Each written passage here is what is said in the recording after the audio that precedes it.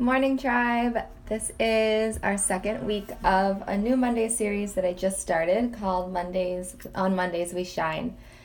So I started this as a way to offer some inspiration and guidance through your spiritual journey.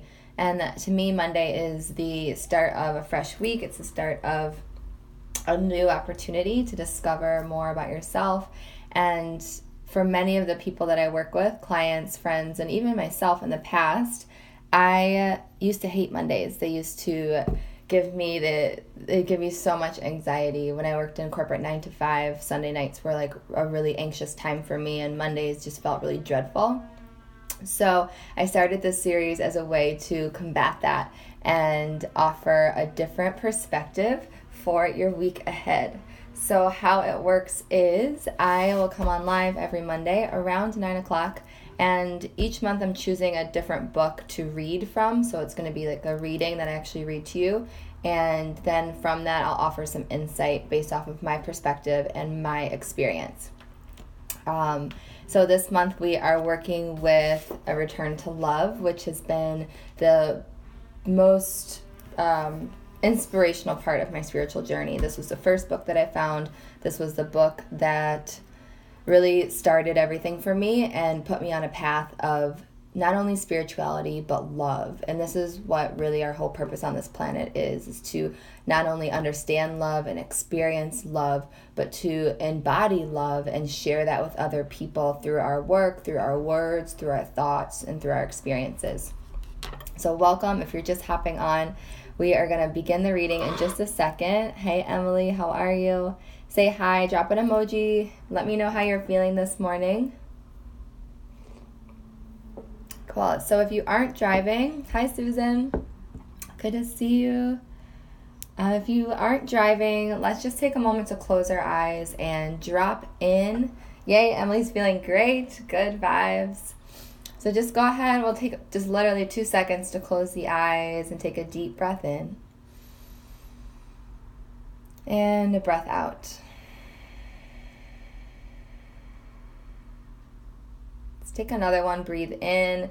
Try to fill your body completely with as much air as possible. And then a big sigh of relief out through the mouth.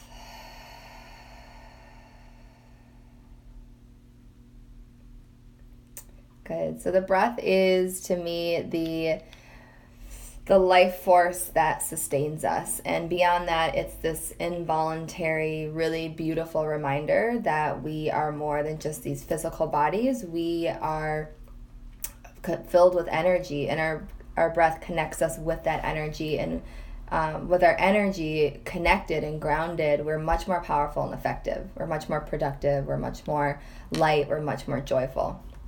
So how I usually do this, this is part of my morning ritual, is I grab my book. Like I said, this month we're working with A Return to Love, and I just sort of keep flipping the pages until I feel like I've landed on a section that is meant for us to explore this morning. So you're welcome to close your eyes with me and to continue to take a few breaths, but I'm just going to go ahead and tune in and flip the pages and see what it is that we need to know this morning, what it is that we need to explore.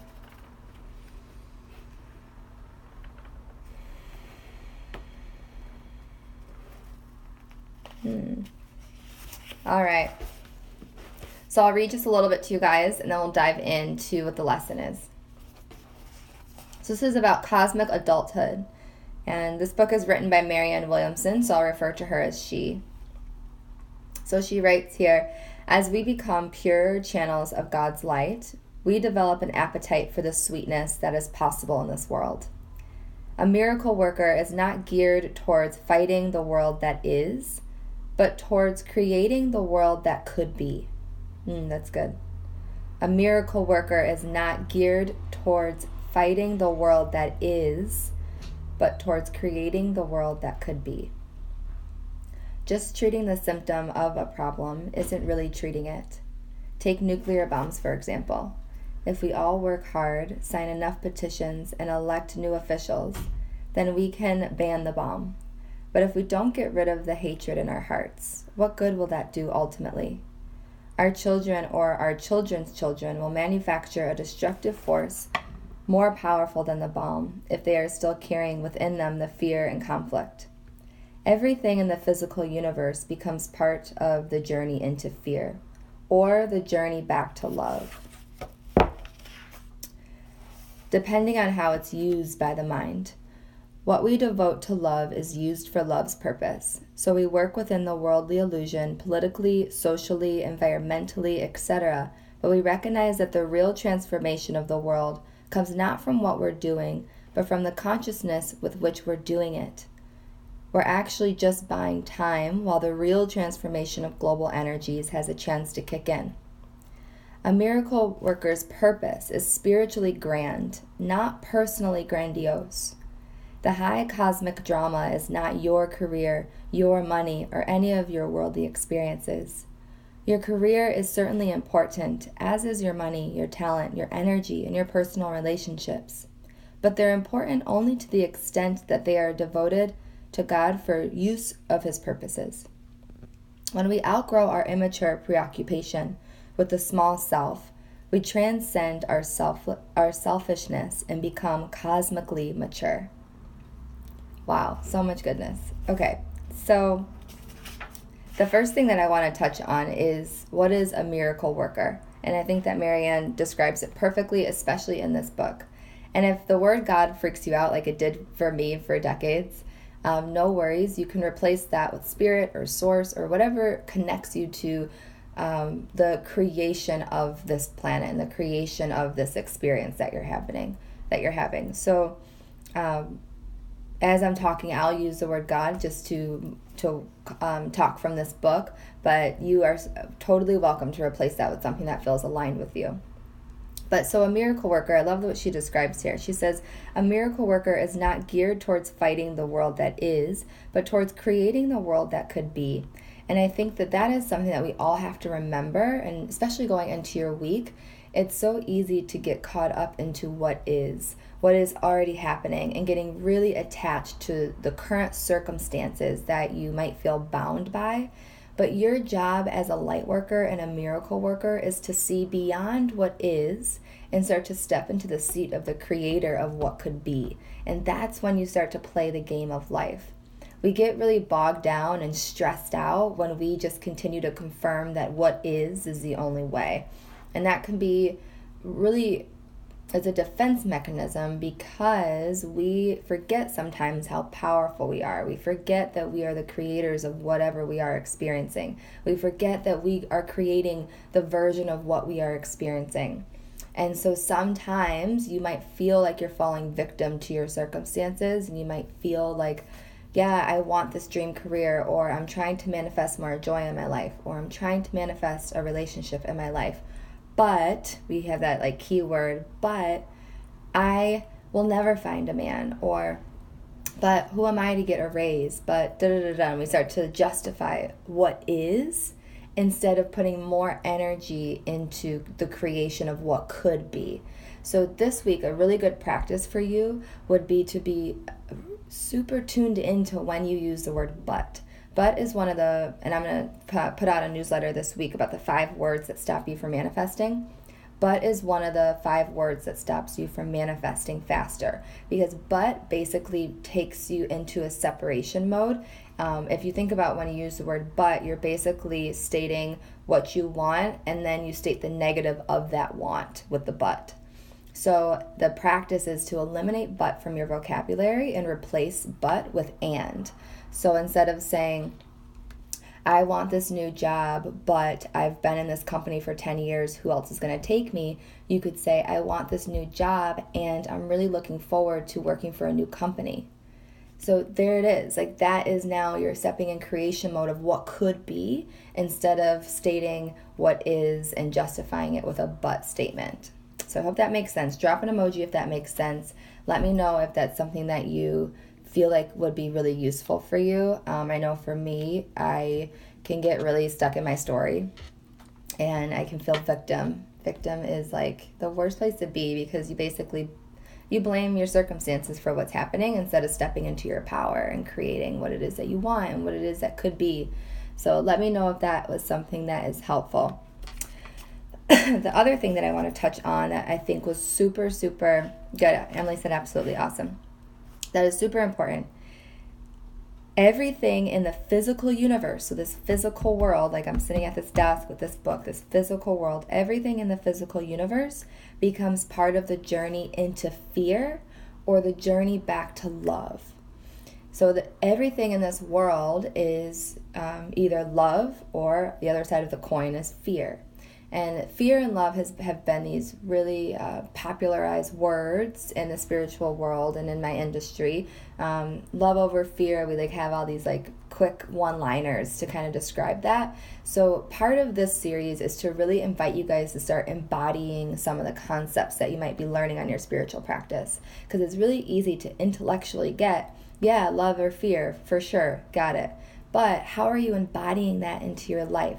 And this line is super important because it basically reminds us that everything that you're experiencing is either you journeying into your fear and confirming what is and confirming your circumstances and playing victim to all that, or it's your journey back to love, which is you, your higher power, your force, your purpose. So think about that this week. One question that I have my clients use as a way to keep them centered in that journey back to love is whenever they're triggered or you're starting to feel frustrated, or sometimes you just wake up and you feel like shit and you don't even have a big reason. You could say, what would love have to say about this? How would love act? How would love respond? What would love do in this situation? And start to ask yourself those questions so that your spirit and your brain can go on a journey back to love, back to finding the why behind the love. And I don't mean the romantic love. I'm talking the oneness of all type of love. So think about those questions when you're feeling triggered this week. What would love have to say about this? And you will find a solution that is not rooted in fear or the past or your victimhood. You're going to find a solution that's rooted in love, and that's a much more powerful journey. Okay, so the last little part that I want to touch on is this cosmic adulthood. So this is really important here. She says, the miracle worker's purpose is spiritually grand, not personally grandiose. So what that statement means is this is not about you.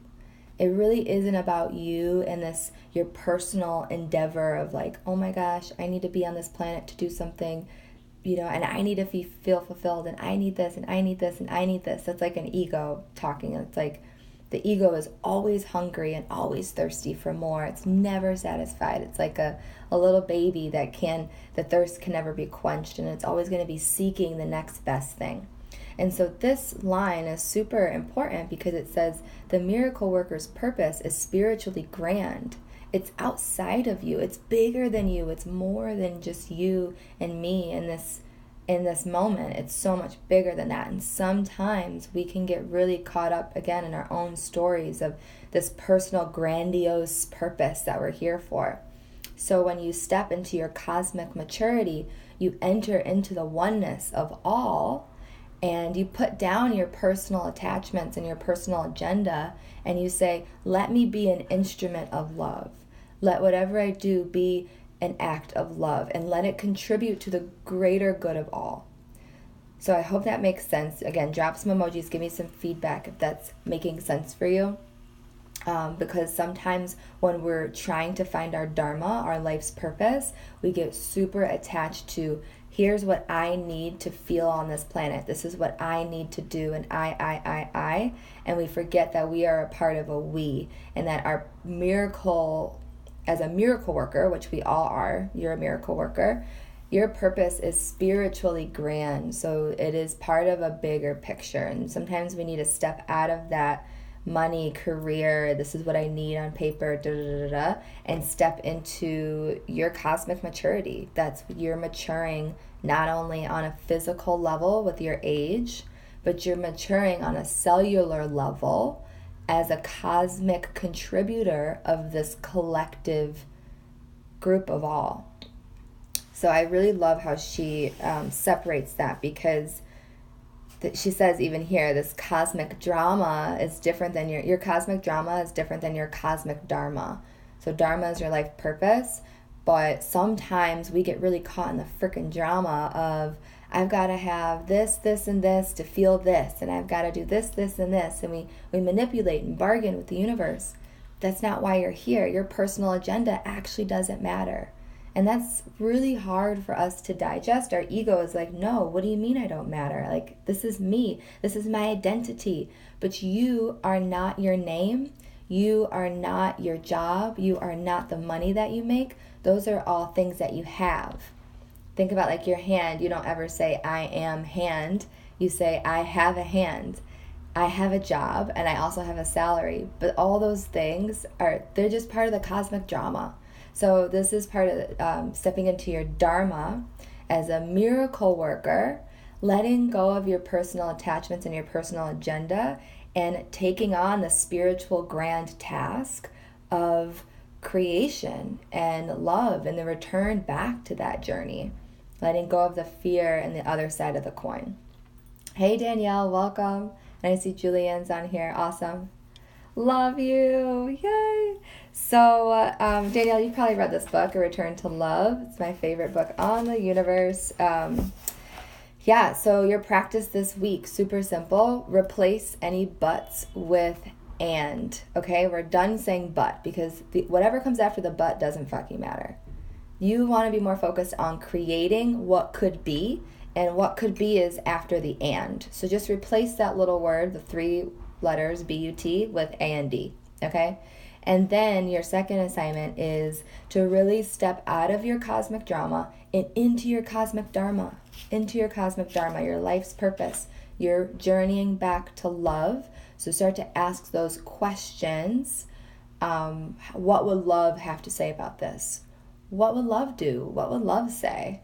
Especially when you're triggered and when you're feeling just down a little bit, we have to return back to that spiritual place of love and not fall victim to what is and the fear that lives behind that. Awesome. Danielle says she does that, replacing the but with the and. Also, when it comes to disagreeing with somebody, I say and instead of but. That's a really good one. Yes.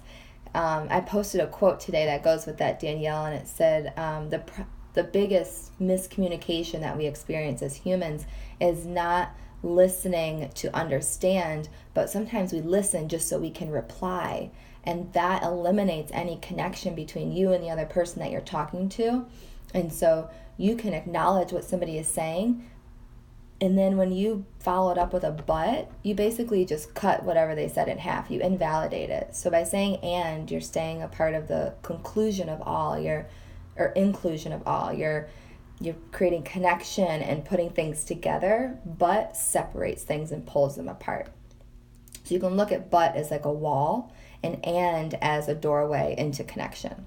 So I love that, Danielle, you mentioned that. And that's a really simple practice that you can do, especially with coworkers and people at work. And anytime we're trying to justify, we're just really wrapped up in our cosmic drama, because our opinions are, really they're meaningless. We are so much more than the gripping of our justifications. Like when you have to justify and argue and defend and all that, it's just, that's all drama that's taking you away from your bigger purpose on this planet and your cosmic maturity that is available to you. So use this week as a way to step into your channel as a miracle worker, which you are, and let go of what is. Start to create what could be. Start to clean up your language a little bit. Start to clean up the way that you are approaching people and listening to people, and see where it takes you. See if it takes you to a higher place where you can experience and outgrow some of that immature drama that we get wrapped up into. So that's the lesson. I love it. Super simple. I'll be practicing it with you guys. If you have questions, you're watching the replay and you're loving this, please give me feedback. It's really helpful. You can even screenshot this, message me, and send me some notes about what you felt. And I will be on again next Monday morning, so I'll look forward to seeing you guys then, and I hope you have a beautiful, beautiful rest of your week.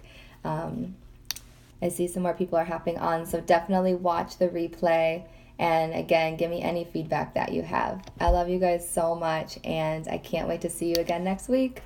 Bye.